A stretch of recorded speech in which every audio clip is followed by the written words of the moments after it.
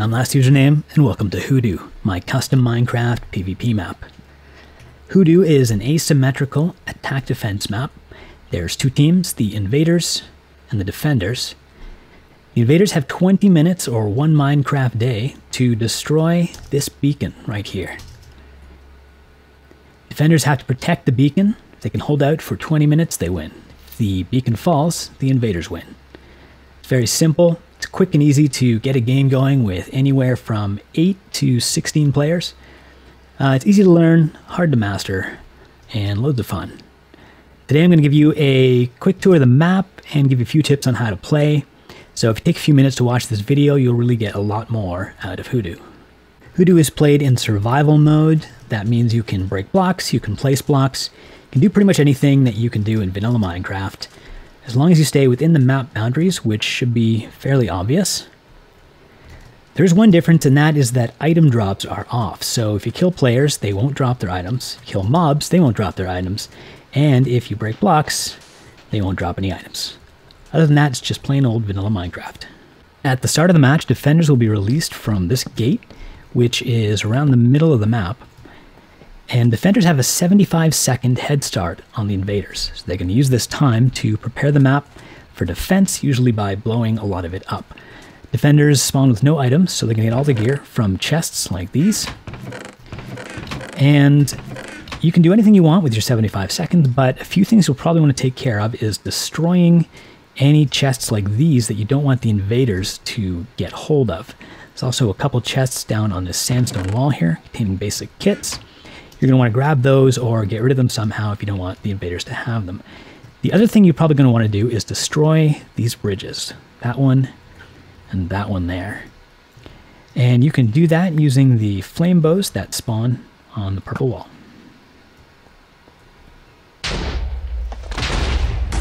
When defenders die, they will respawn in these caves behind the beacon.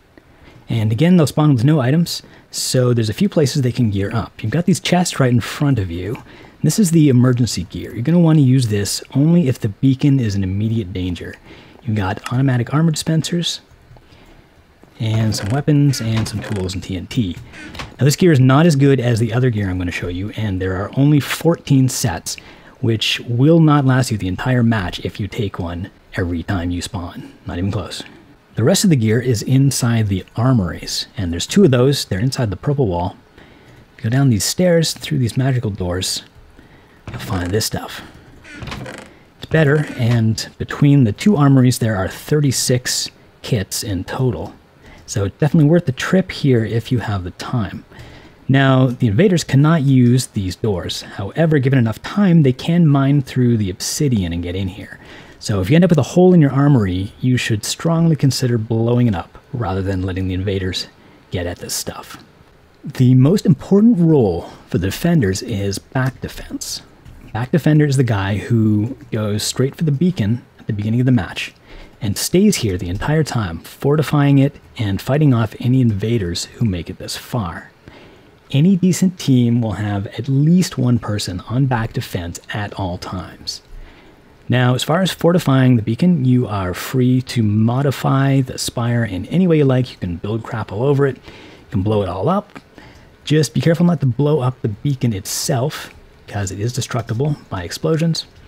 Back here, there is a special chest just for back defense, where I've given you all sorts of blocks that tend to be good for defense, like silverfish blocks, webs, iron bars, blah, blah, blah, lots of TNT, efficiency 10 tools, so you can work with the blocks quickly, and 9 anvils. Anvils, if you didn't know, are impervious to explosions. They are completely indestructible.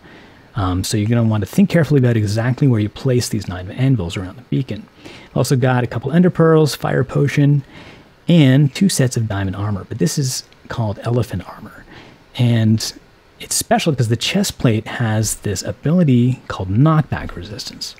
What this means is that when you're wearing this chest plate, you cannot be knocked back. If someone hits you, you'll take damage, but you will not move from where you're standing.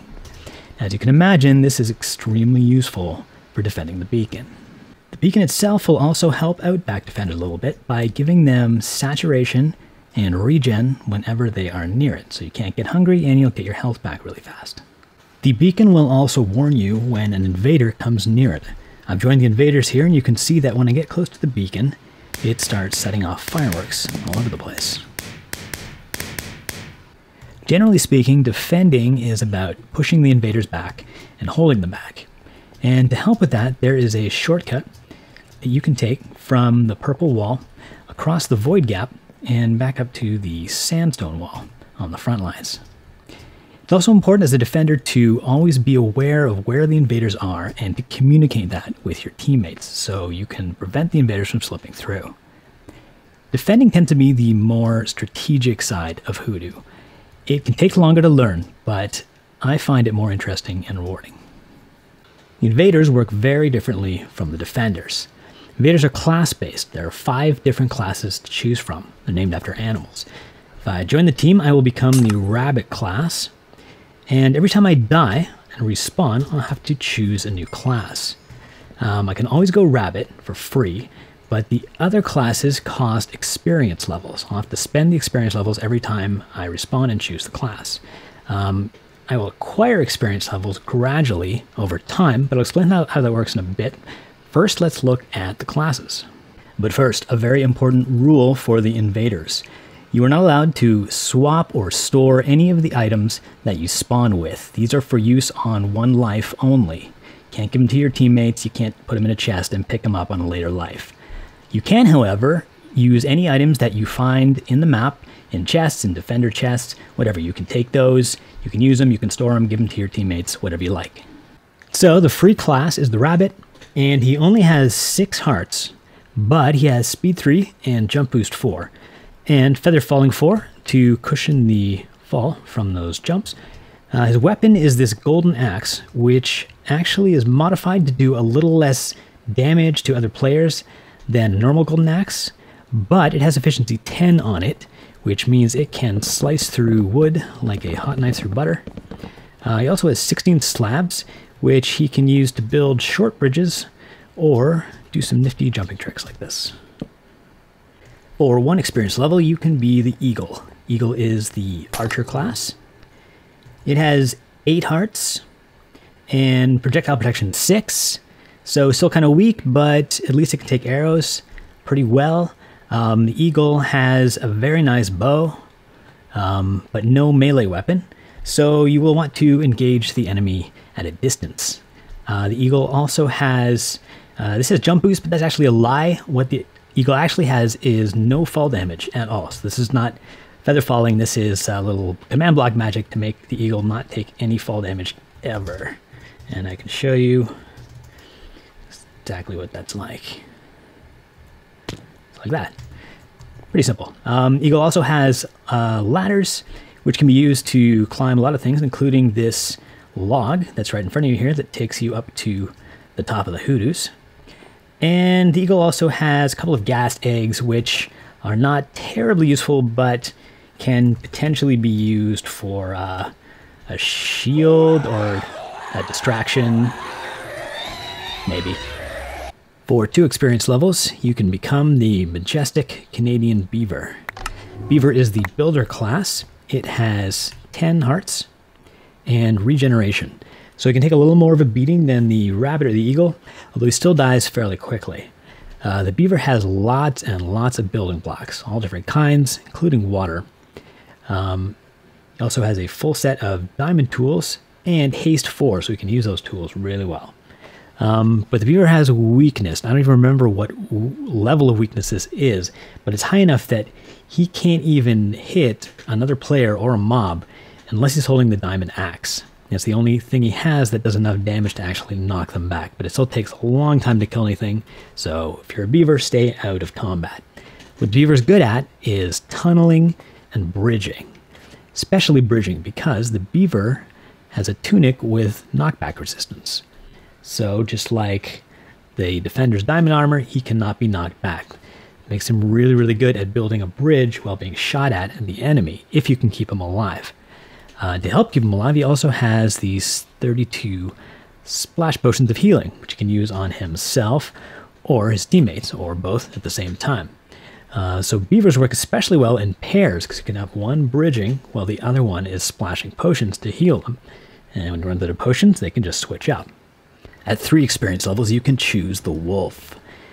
This is the close-range melee fighting class. He has 20 hearts, so getting into the classes that are significantly stronger than a human. He also has speed 1, jump boost 2, so not as much as the rabbit, but enough to help out. He can jump up 2 block height. He has feather falling 3 for the falls, and he has a diamond sword. But it's been buffed. Normal diamond sword has 7 attack damage. This one has 10. He also has an ender pearl, so the wolf can drop in on the defenders unexpected and wreak a lot of havoc. Now, if you're thinking, I'll just pearl onto the beacon and break it, it's not going to be easy because the wolf has no tools, and he has mining fatigue 4. He doesn't even have any building blocks other than sand, but he has nothing that he can build a bridge with, so he's strictly a combat class. He also has permanent hunger, so he'll have to take frequent breaks from the combat to eat. But if he has to pull an extended shift, he could take this Lick Your Wounds potion, which gives him 40 seconds of no hunger and regeneration. And finally, for 5 experience levels, you can be the elephant. Elephant has 50 hearts and regeneration. He also has this iron axe, which has been heavily modified. So it has 7 attack damage, that's equivalent to a diamond sword, has knockback 2, and it has knockback resistance. So that's the same thing the beaver has on his tunic. But because it's applied to an axe, the elephant has to hold it to get the knockback resistance. So whenever you're walking across a bridge, you want to whip that axe out to make sure you won't get shot off.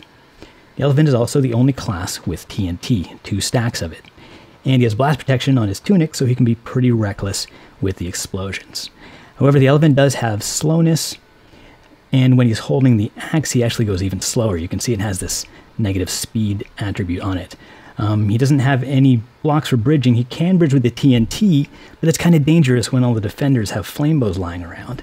So you would probably want to, before you spend 5 levels on an elephant, make sure you already have a path to the beacon established. And he's the one who'll go in there, knock the defenders off the spire, and blow it up. Now, as I said before, you don't have to pick up experience levels anywhere. You just get them gradually over time. However, you don't always get levels at the same speed. The way this works is, as you get closer to the beacon, you'll sometimes hear a wolf growl, and you'll see a little motivational message at the bottom of the screen. This means that your heart rate is increased, and you're getting levels faster. And you can tell how fast your heart is by looking at the experience meter at the bottom of the screen. So not the number, but the bar underneath it. Higher that is, faster your heart's beating, faster you're getting levels. Now, if you hear a sheep sound, that means your heart has had a chance to slow down because you spent too much time away from the beacon. So as an invader, you want to constantly be pushing forward and trying to get as close to the beacon as you can before you die, even if you don't make it all the way there. And when you die, you want to get back up to the front lines as quickly as possible so your heart doesn't have a chance to slow down. Likewise, the defenders want to be pushing the invaders back to their spawn as much as possible. Keep them far away from the beacon, they're going to get less levels, and you're going to have less problems. The invaders have a few different routes they can take to the beacon. The most straightforward one is along the ground here. You will encounter some mobs around here, and then when you get to the sandstone wall up here is where you'll probably bump into the defenders for the first time. If you make it up onto this wall, and you make it up here, you can steal this gear if they left any of it here. And you can also unlock the invader shortcut. To do that, you go up here. You're going to need 5 levels to do it, and you just step in there. Once that's been unlocked, whenever you respawn, you can use this little doorway here to instantly teleport back up to here. At this point, the invaders are going to have to get across this big void gap here. This tends to be the main obstacle that you'll spend most of the match trying to get across. You can bridge up high, you can bridge down low, bridge right in the middle. Once you get onto the purple wall, then you can really start to put the pressure on the defenders. You can grab one of these flame bows that's lying around and harass them, and then it's just a matter of time till you make it all the way to the beacon. An alternative route that the invaders will probably end up using a lot is to complete this ladder here and then make your way up on top of the hoodoos. From up here, you can just run across the top of the map all the way to the void gap. You will encounter a lot of mobs, though, up here if you try to do this during the first half of the match, which is at night, and particularly at these stone pyramids here and here, some unpleasant surprises will be spawning for you. And that is all I'm going to say about Hoodoo in this video. There's more to it, but you can have fun figuring that out on your own. If you made it this far, congratulations, you're going to get much more out of the map, and you're going to kick your friends' asses at it. So, go download Hoodoo today. Play it, have fun. I am Last Username, and I am out.